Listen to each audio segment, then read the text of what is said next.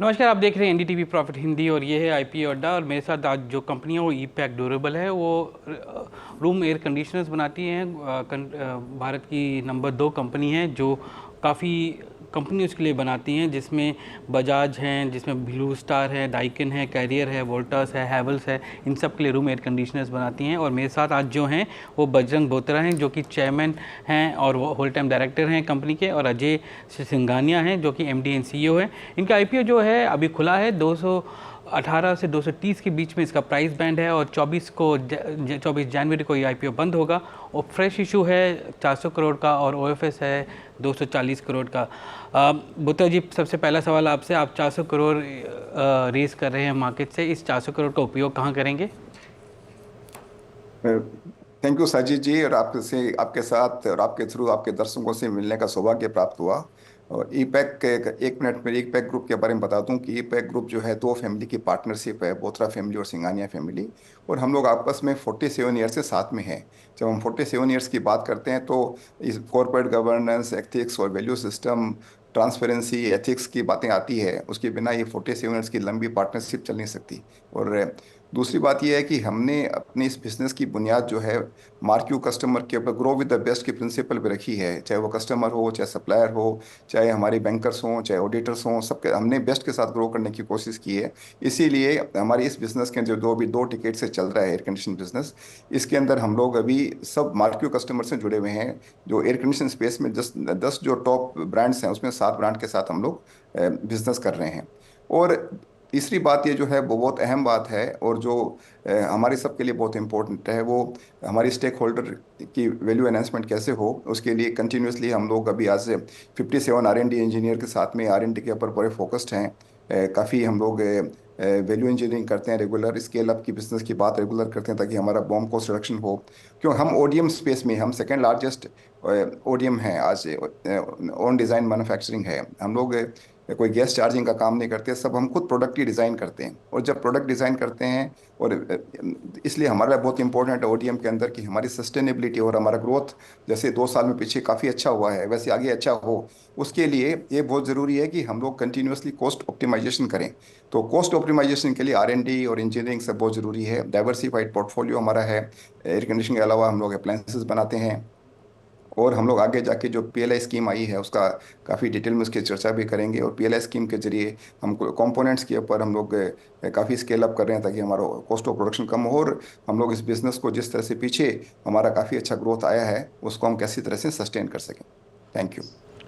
ये भी बताइए कि सिंघानिया जी, या 400 करोड़ में आप कैपेक्स लगा रहे हैं काफ़ी। 230 करोड़ का कैपेक्स है, और 80 करोड़ आप बोरोइंग्स को या तो रीपे करेंगे या प्रीपे करेंगे। उसका कैपेक्स आने के बाद टोटल कैपेसिटी कितनी बढ़ जाएगी, और कहाँ कहाँ कैपेक्स लगा रहे हैं? जी, तो सजीत, आपने राइटली कहा कि 400 करोड़ का जो फ्रेश इशू है उसमें से 230 करोड़ जो हम लोग कैपेसिटी एनहेंसमेंट के लिए यूज़ करेंगे। कंपनी की कैपेसिटी पिछले साल की 2.45 मिलियन, करीब 24.5 लाख यूनिट्स ऑफ एसी बनाने की थी। और अभी हमने रिसेंटली पिछले महीने एक नया प्लांट स्टार्ट करा है south of India, Shri city में, जहाँ पर हमने 12.5 लाख की कैपेसिटी नहीं ऐड करी है। तो अब कुल मिलाकर आज की डेट में हमारी कैपेसिटी 37 लाख एसी यूनिट्स बनाने की हो गई है, जो कि हम ये मानते हैं कि हमारे लिए फाइनेंशियली 24-25 के लिए सफिशिएंट है। अब हम जो नई कैपेसिटी जो इस फ्रेश इशू के थ्रू लगाएंगे वो हमारे लिए 26-27 के लिए है, 25-26-26-27 के लिए लगा रहे हैं। और 230 करोड़ में कुछ और बाद में मिलाकर हमारा टोटल प्लान जो है 400 करोड़ के लगभग इन्वेस्ट करने के अगले 3 साल में, जिससे हम करीब करीब 2.4 मिलियन, करीब 24 लाख की कैपेसिटी और ऐड कर सकते हैं। फुल कैपेसिटी हमारी 26-27 तक देखें तो अगले 4 साल में फाइनली जाके 6 मिलियन की, 60 लाख की हो जाएगी। क्योंकि मार्केट जो है वो बहुत तेज़ी से ग्रो कर रहा है एसी का। आज एसी का पेनिट्रेशन कुल 8% है, पर अगर हम 100 घरों की बात करें तो कुल 8 घरों में एसी लगे हुए हैं, जबकि ग्लोबल एवरेज 42 का है, 42 का है। तो एक बहुत बड़ा गैप है। और जिस हिसाब से इंडियन इकोनॉमी ग्रो कर रही है, आज एसी एक ज़रूरत बन गया है। पहले एक लग्जरी था, आज ज़रूरत बन गया है। आज अफोर्डेबिलिटी बढ़ गई है एसी के लिए। एसी की रनिंग कॉस्ट, जो हर महीने का बिजली का बिल था, वो पहले से अगर पिछले 10 साल में देखो तो लगभग आधा हो गया है। तो एसी एक नेसेसिटी बन गया है, और इसका मार्केट बहुत ज़बरदस्त तरीके से ग्रो कर रहा है। तो अगले 5 साल में ये मार्केट लगभग डबल हो जाएगा। जो फ्रॉस्ट एंड सिल्वर ने स्टडी करी है कि 12% पे ग्रो करेगा, तो इससे मार्केट अगले 5 साल में डबल हो जाएगा। यानी कि हमारी कैपेसिटी भी डबल करनी पड़ेगी हमें अगले 5 साल की तैयारी के लिए। तो उस तैयारी के लिए हम लोग तैयार, उस तैयारी को करने के लिए ये हम फंड रेज कर रहे हैं, ताकि हम नई कैपेसिटीज मार्केट में जब जरूरत पड़े उससे पहले लगा के रेडी रहे। ये बताइए कि आपका पीएलआई में भी आपका हिस्सेदारी है, आप वाइट गुड्स के लिए आपको पीएलआई मिला हुआ है, उसमें से कितना इंसेंटिव आपने ऑलरेडी ले लिया है? प्लान क्या है कि कैसे आप रैंप अप इन्वेस्टमेंट करेंगे, और 23-24 में कितना इंसेंटिव मिलेगा और आगे जाके कैसे मिलेगा आपको इंसेंटिव? तो सजीत, हमने ईपैक जो है उसने अगर हम सारे लगभग जितने भी प्लेयर्स ने इन्वेस्टमेंट कमिट करा था सरकार को पीएलआई में, एसी की पीएलआई में, वाइट गुड्स की पीएलआई में, ईपैक ने 300 करोड़ हमारी ईपैक ड्यूरेबल्स में और 58 करोड़ हमारी एसोसिएट कंपनी है उसमें मिलाकर टोटल 358 करोड़ का इन्वेस्टमेंट कमिट करा था, जो कि इंडस्ट्री में थर्ड हाईएस्ट इन्वेस्टमेंट कमिटेड था। और इसको पूरा करने के लिए ईपैक ड्यूरेबल में हमें 5 फेजेज में इन्वेस्टमेंट करना है, 50, 50, 50, 75, 75, टोटल 300 करोड़ का इन्वेस्टमेंट करना है 5 साल में, स्टार्टिंग फ्रॉम FY22। तो 22, 23, 24 हमने ऑलरेडी पिछले 2 साल में जो हमारा कमिटमेंट था पूरा कर दिया इन्वेस्टमेंट का। इस साल वी आर ऑन ट्रैक, तो हमने रादर अपने कमिटमेंट से ज़्यादा ही इन्वेस्टमेंट ऑलरेडी कर दिया है, तो उस साइड में हम लोग बिल्कुल कवर्ड हैं। वैसे ही पिछले साल जो हमने उस इन्वेस्टमेंट के अगेंस्ट में एडिशनल रेवेन्यू लेके आना था वो हमने पूरा करा था। तो हमें 15 करोड़ का इंसेंटिव पिछले साल का मिलना बाकी है अभी, जो कि हमारी बैलेंस शीट में ऑलरेडी दिख रहा है। उम्मीद है कि वो इस साल के मार्च से पहले आ जाएगा, क्योंकि पिछला साल ये मतलब पिछले साल के इंसेंटिव के लिए ये पहला साल है, तो कुछ प्रोसीजरल रिक्वायरमेंट्स थी सरकार की जो जिनमें कुछ डिलेज था, इसलिए थोड़ा सा टाइम लग गया। अब इस साल जो हम लोग इस साल के जो बैलेंस शीट में हमें पीएलआई का इंसेंटिव दिखाई देगा एंड में मार्च में, वो लगभग 30 करोड़ का होगा।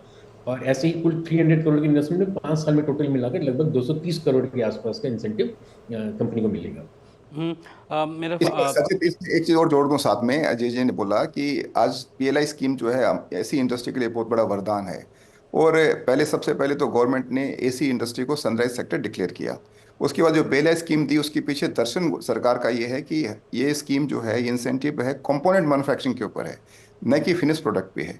गवर्नमेंट का दर्शन ये है कि हम कंपोनेंट्स के अंदर हम ग्लोबल चैंपियन कैसे बन सकते हैं। अगर ग्लोबल चैंपियन बन के हमारा कंपोनेंट कॉस्टिंग कम हो जाती है तो हम लोग फिनिश प्रोडक्ट कॉस्ट भी कम हो जाती है, और हम लोग यहाँ पर भी हम लोग ऐसी सस्ता हो जाएगा जिससे मार्केट ग्रो होगा। और कमिंग टाइम्स के अंदर जो एक्सपोर्ट में डिसेबिलिटी है vis-a-vis चाइना, वो भी हमारी बहुत ज़बरदस्त कम हो जाएगी। उससे हम लोग एक्सपोर्ट जो बहुत बड़ा एक मार्केट है, जो ह्यूमंगस मार्केट है, समुद्र की तरह है, तो वो भी मार्केट ओपन अप हो जाएगा। तो वो भी हमारा एक बेनिफिट बड़ा मिलने वाला है आगे जाके। एक सवाल था आखिरी आपसे सिंघानिया जी, आपका मार्जिन जो है 6% के आसपास है फर्स्ट हाफ का, लास्ट ईयर 6.7% था। ये कौन से लेवल पर रहेगा? और क्योंकि आप ओरिजिनल डिज़ाइन मैन्युफैक्चरर हैं, उम्मीद ये है कि ये मार्जिन हायर होना चाहिए, तो उसके लिए आप क्या कर रहे हैं? जी, तो सुजीत जी, ऐसा है, आपने राइटली कहा, हमारा जो एवरेज पिछले 2-3 साल का अगर हम देखेंगे तो एबिटा मार्जिन लेवल लगभग 6 से 7 के बीच में रहता है। तो ये एक सस्टेनेबल मार्जिन की बात करें, सबसे पहले एज इज में तो 7 से 8% का एक सस्टेनेबल मार्जिन रहता है। अब इसको फर्दर सही करने के लिए इस पर निरंतर कंपनी काम कर रही है। तो उसके लिए हमारे पास 3-4 की एरियाज हैं जहाँ पर हम लोग कंटिन्यूसली फोकस कर रहे हैं। एक, जैसा हम अभी लगातार बोल रहे हैं कि हम एसी से हटके जो स्मॉल डोमेस्टिक अप्लायंसेज हैं, जो लार्जर नॉन एसी अप्लायंसेज है, जैसे कूलर, वॉशिंग मशीन, छोटे किचन के अप्लायंसेज, बहुत सारे ऐसे अप्लायंसेज हैं जिनमें भी कंपनी काम कर रही है लगातार, और कुछ अप्लायंसेज में काफ़ी एडवांस स्टेज पे हैं। क्योंकि यहाँ पर हमारा कंटिन्यूसली फोकस ये है कि 5 साल एसी का जब पीक मंथ होता है, उसके बाद के जो 7 महीने होते हैं, वहाँ पर सारे के सारे जो मैन्युफैक्चरिंग कैपेबिलिटी हमारी है वो बिल्कुल आधी से भी कम यूटिलाइज रहती है। तो उस यूटिलाइजेशन हम जितना अच्छा इंप्रूव करेंगे उतने कंपनी के मार्जिन इंप्रूव होंगे। तो हमारा बिल्कुल निरंतर सबसे पहला फोकस ये है कि हम जल्द से जल्द अच्छे अप्लायंसेस लेके आएँ बाकी के फील्ड्स में, और इसीलिए हमने अपनी R&D के मैन पावर को लगातार बढ़ाते जा रहे हैं। और सितंबर में अगर देखेंगे तो हमारे पास 57 लोग थे R&D में, जो लगातार बढ़ते गए हैं। और अब हमारा बिल्कुल फोकस है कि हम अपने प्रोडक्ट्स नए से नए लेके आते रहें इसको बढ़ाने के लिए। और दूसरा हमारा रहा है फोकस जो चल रहा है वो है वर्किंग कैपिटल को इम्प्रूव करने का। अगर आप देखेंगे कि 22 में वर्किंग कैपिटल साइकिल हमारी 120 दिन का था, 23 में 90 दिन का था, और सितंबर 23 जो अभी ऑडिटेड बैलेंस शीट में 60 दिन का आया है। तो हमने इसको लगभग 50% रिड्यूस करा है 18 महीने में, और हमारा निरंतर प्रयास यही है कि हम इसको फर्दर कैसे फोकस करके इसको इम्प्रूव कर सकें, ताकि एक working capital cycle, user capacity utilisation, और तीसरा न्यू प्रोडक्ट इंट्रोडक्शन करके अपने मार्केट को ग्रो करें, अपनी कैपेसिटीज को फर्दर इंप्रूव करें। ये 3 हमारे कंटिन्यूसली फोकस एरियाज हैं, क्योंकि R&D फोकस के थ्रू हम अपने बिल ऑफ मटेरियल पे काम करते हैं, कि हम डिज़ाइन लेड इंजीनियरिंग करते हैं, आपने जैसे कहा, तो उस डिज़ाइन के थ्रू इनोवेशन करके अपना बिल ऑफ मटेरियल कम करेंगे, अपने प्रोडक्ट की कॉस्ट को कम करेंगे, तो डेफिनेटली मार्जिन पे उसका इफेक्ट दिखाई देगा। मेरा आखिरी सवाल आपसे ये था कि ये आप इस इंडस्ट्री में हैं और यहाँ पर कॉम्पिटिटिव प्रेशर्स भी काफ़ी हैं आपके लिए, तो आप उसको कैसे मैनेज करते हैं आगे जाके, और किस तरह का ऑर्डर बुक है आपको, क्योंकि आप रिलेशनशिप बेस्ड हैं तो आपको ऑर्डर्स तो पता चल जाते हैं। तो ये जो आपने कहा कि दिसंबर से मार्च के बीच में सबसे ज़्यादा ऑर्डर्स आपको आते हैं, वो ये व्हाट ऑन एन एवरेज कितना परसेंटेज है वो पूरे साल के रेवेन्यू का? जी जी, सो सचित, सबसे पहले जो एसी की सीजनलिटी हाई है, 5 महीने की यूटिलाइजेशन है, तो इन 5 महीने में तो कैपेसिटी 100 या 100 से ज़्यादा भी यूटिलाइज हो जाए तो कोई बहुत बड़ी बात नहीं है, बट इंडस्ट्री एवरेज और हमारा एवरेज रहता है कि 100% कैपेसिटी यूटिलाइज होती है 5 साढ़े 5 महीनों में। बाकी 7 महीनों में 30-35% पे कैपेसिटी यूटिलाइजेशन आ जाती है। तो पूरे एनुअल पीरियड में अगर हम देखेंगे तो हमारी यूटिलाइजेशन 50-55% के आसपास होती है कैपेसिटीज़ की, और पूरी इंडस्ट्री का एवरेज भी ऐसे ही रहता है। एट द सेम टाइम देखिए, जो AC manufacturing OEM ODM space है, इसमें आज की डेट में 3 या 4 प्लेयर ही है जिन्होंने एक डोमिनेंट पोजीशन बनाया है। तो और जिस तरह से ये इंडस्ट्री ग्रो कर रही है, अगले 5 साल में 12% की एवरेज जो फ्रॉस्ट एंड सल्लिवन ने बोला है, उसके हिसाब से हमारी मार्केट की रिक्वायरमेंट डबल होने वाली है। आज हम 8.5 मिलियन पे थे लास्ट ईयर, और ये 15 मिलियन हो जाएगी अगले 5 साल में 2028 में, तो मार्केट डबल होगा। मार्केट डबल होगा तो प्रोडक्शन की कैपेसिटी की डबल रिक्वायरमेंट है। OEM ODM जो है उस पर आज की डेट में 32 से 35% की आउटसोर्सिंग होगी, ये आउटसोर्सिंग बढ़कर 40% से भी ऊपर जाने वाली है। तो ODM OEM हम लोग जो हैं we will outgrow the industry, हम इंडस्ट्री से ज़्यादा रेट पे ग्रो करेंगे। और जहाँ पर आप देख रहे हैं कि 3-4 प्लेयर्स पे अभी OEM ODM सीमित है, तो definitely that growth for us is going to be much higher, हम और इंडस्ट्री को आउटग्रो करेंगे। तो आपका जो रेवेन्यू है वो कितना रहता है ये 4 महीने में जो आप बुकिंग करते हैं या जो मैन्युफैक्चरिंग करते हैं, क्योंकि वो लंपीनेस तो दिखेगा आपके क्वार्टरली अर्निंग्स में ना? यस यस यस, तो हमारे लिए ये जो दिसंबर से मार्च का जो पीरियड होता है, ये सबसे क्रिटिकल होता है, और इसीलिए हमने जो नई कैपेसिटी लगाई है अभी अपने नए प्लांट, साउथ वाले प्लांट में सिटी में, लगभग हमने अपनी कैपेसिटी 50% से इंक्रीज करी है। तो हम जनवरी फरवरी मार्च में उस एडिशनल कैपेसिटी का बेनिफिट मतलब डेफिनेटली हम देख रहे हैं कि उस कैपेसिटी हमारे पास अवेलेबल है यूटिलाइजेशन के लिए। तो अगर आप पिछले साल की अगर हम बात करें, पिछले सालों की बात करें, तो हमने इन 4 महीनों में अपनी कैपेसिटी को 100% यूटिलाइज करा है। ओके, मिस्टर बोत्रा और मिस्टर सिंघानिया, धन्यवाद आज NDTV प्रॉफिट हिंदी से बात करने के लिए और IPO अड्डा में आने के लिए। आपका IPO अभी खुला है, 218 से 230 के बीच का प्राइस बैंड है, और 24 जनवरी को जाके बंद होगा ये IPO। 400 करोड़ का फ्रेश इशू और 240 करोड़ का OFS। धन्यवाद आज NDTV इंडिया से बात करने के लिए।